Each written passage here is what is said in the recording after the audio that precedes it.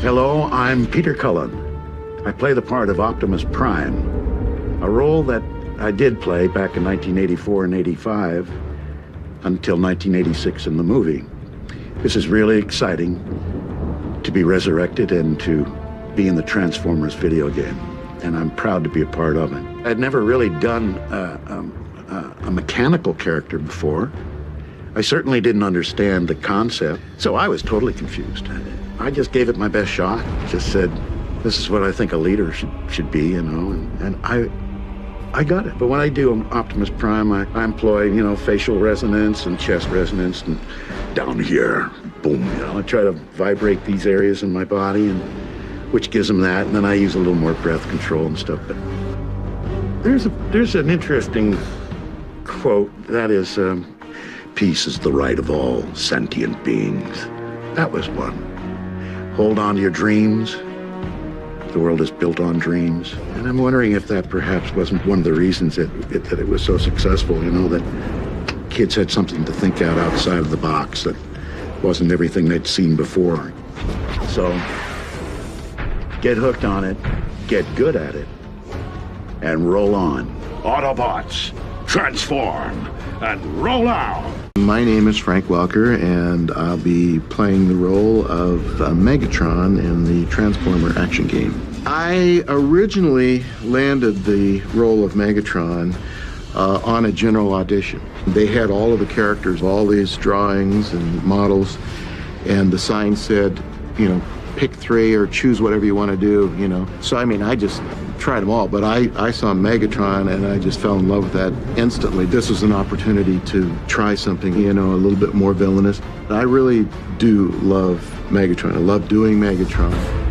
I wanted to create a character that was unique. So, I mean, I've done a lot of different characters, and some evil, but mostly good. So, I mean, having an opportunity to play a villain and then trying to make him different than others that I've heard. I wanted to hook onto a sound. Here you have this incredibly large mechanical being, and you know, what's happening with him? Why is he so angry? There's obviously pain from something going on, and then just his size and the physical sound of metal. So I wanted to get that kind of quality into this voice. And so as I started thinking, I said, well, no, I need more. Like, it's painful almost to listen to it. You either hate this voice or you like it.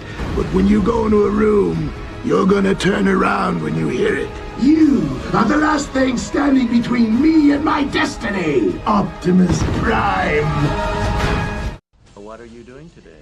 Today we're doing the voiceover. The voice? The voiceover for the Transformer guy. Okay. Did they ever tell you there might be some problem with your accent? What accent? Well, for Megatron, when I went in, I imagine you went through the same process, but I went into the audition room, and this is my favorite kind of auditions. They have all the models or the drawings of the characters on the table, and then a sign says, pick out the ones you want. Megatron stood out, and I read the description, and they said, evil, but, yeah. So, I mean, I picked that character, and then I started thinking, well, you know, I want to make him memorable. And like we're doing so much work, you've got to separate your voices from all your other characters.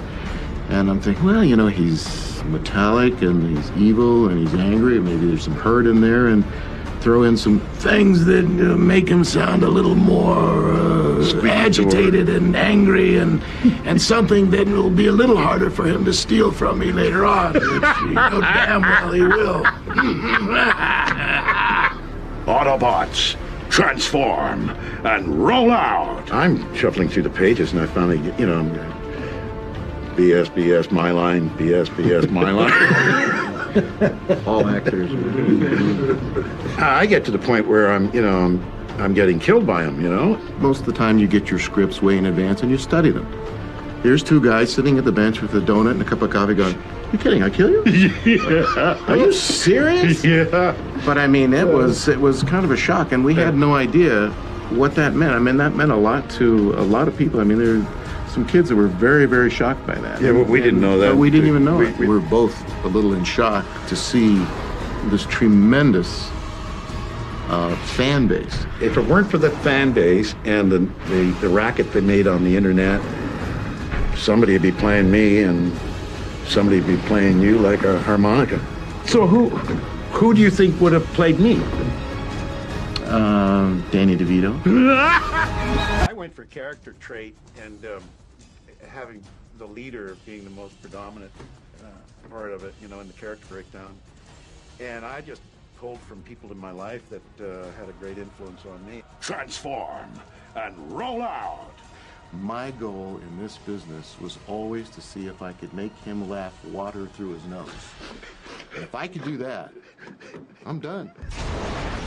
This ends here, Megatron. Die, Autobot!